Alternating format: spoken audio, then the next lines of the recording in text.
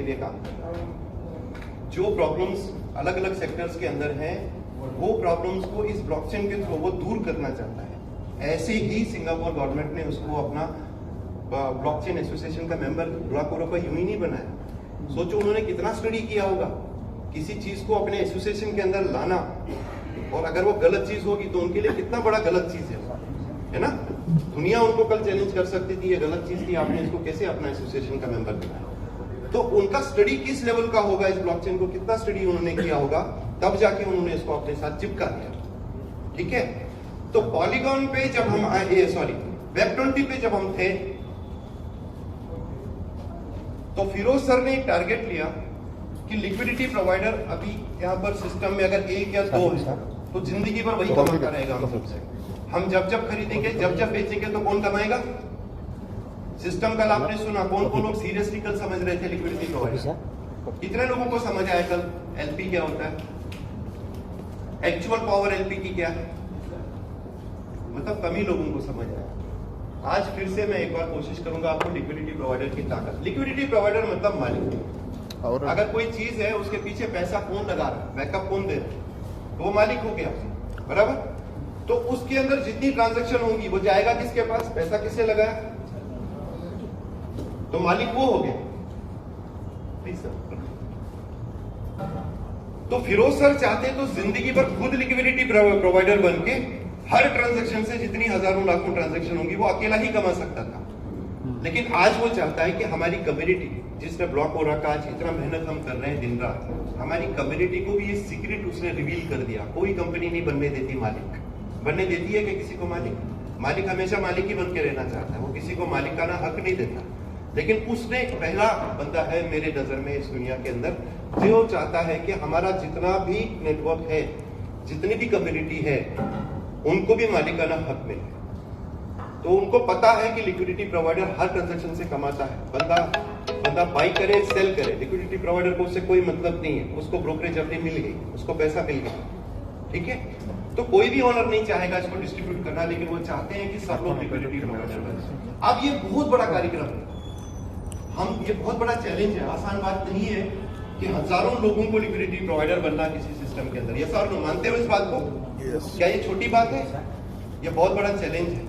इस चैलेंज को उन्होंने ले लिया और इस चैलेंज को उन्होंने एक्सेप्ट करके ये सोच लिया कि मुझे अब कम्युनिटी को भी लिक्विडिटी प्रोवाइडर बनना है। ये डिसाइड हो गया।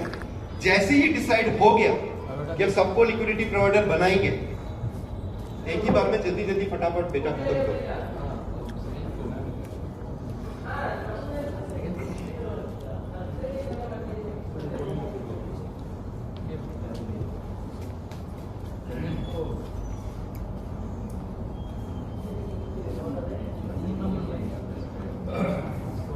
तो जैसे ये डिसीजन हुआ और उन्होंने इंप्लीमेंट किया, तो वेब20 पे एक प्रॉब्लम पता चला कि जिसको अगर लिक्विडिटी लगानी है तो वो लगा सकता है, लेकिन कौन सी?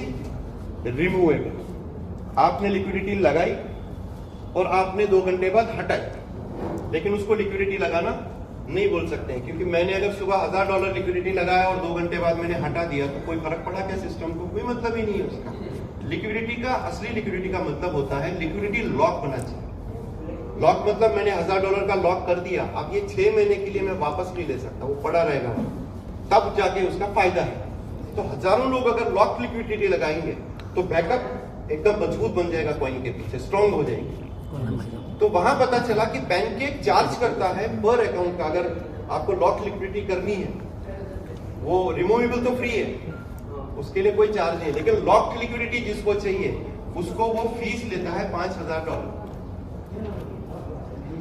अब ये कैसे पॉसिबल है? अब आपका मेरा आईडी है, उसमें $200 कटा है क्या लिक्विडिटी के लिए जो लगाना है, तो 5000 में कहां से लाऊंगा? $200 मेरे को लगानी है, किसी को $50 लगानी है, किसी को $500 लगानी है। तो वहां पर समझ गए कि यहाँ पर ये पॉसिबल नहीं है। फिर उसके बाद मैटिक पे सर्वे हुआ, तो मैटिक में वो ऑप्शन नहीं था, मैटिक में फीस नहीं, मैटिक में कोई फीस नहीं लगता। लेकिन मैटिक में जैसे ही लिक्विडिटी लग गई, किसी ने $2 लाख डाली, रियाज सर ने $10 लाख डाल दिए, उन्होंने डाल दिए, दूसरे ने $1.25 लाख डाल दिया, ऐसा बड़ा लिक्विडिटी लग गया। और उतने में क्या हुआ, 6 लोगों ने छोटी छोटी लिक्विडिटी लगाई। क्या लगाई?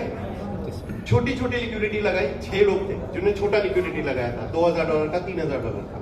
लेकिन मैटिक में प्रॉब्लम क्या आया कि जैसे ही बाई सेल होता था तो बड़ी लिक्विडिटी को छोड़ के मैटिक प्रॉब्लम क्या दे रहा है कि वो छोटे, सबसे छोटा लिक्विडिटी प्रोवाइडर जो है ना, वहां से रेट काउंट करता है। इसीलिए आपको याद होगा 20-25 दिन पहले 4 दिन हमने विड्रॉल रोक दिया था उसने। तो क्या होता था, और फ्लक्चुएशन बहुत हो रही थी, थोड़ी सी सेलिंग हो रही थी ना तो रेट बम्प, और थोड़े से टॉप अप होते थे रेट ऊपर, क्योंकि वो कैलकुलेट क्या करता था, पूरे कॉइन का $3000 से ही कैलकुलेट कर रहा था रेट। तो वो प्रॉब्लम समझ आ गई मैटिक की, यहाँ पर तो ये दिक्कत है। तो गलती से किसी ने छोटी लिक्विडिटी लॉक कर दी अगर, तो दिक्कत हो जाएगा, सिस्टम स्टेबल नहीं हो पाएगा। इसके लिए जो काम हमारा चल रहा था स्वैपिंग का, इसका अपना जो डिसेंट्रलाइज एक्सचेंज हम खुद का जो बना रहे हैं, उसमें हमने पैनकेक स्वैप पे जितनी अच्छी चीजें हैं, मैटिक के ऊपर जितनी अच्छी चीजें हैं, पैनकेक में जो प्रॉब्लम है वो बाहर निकाल दी, और मैटिक के अंदर जो प्रॉब्लम है उनको बाहर निकाल दिया।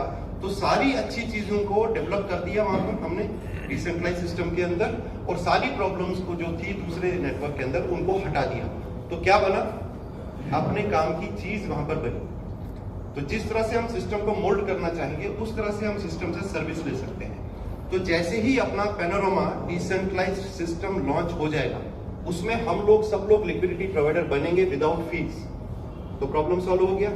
उसके बाद जो लिक्विडिटियां लगेंगी, तो टोटल लिक्विडिटी जो पूल की लग रही है उसके ऊपर एक्चुअल रेट कैलकुलेशन हो, तो ओरिजिनल काम हो गया। अब इस ओरिजिनल काम के लिए अगर थोड़े दिन कुछ वेट करना पड़ेगा हमको, तो प्रॉब्लम है क्या कुछ?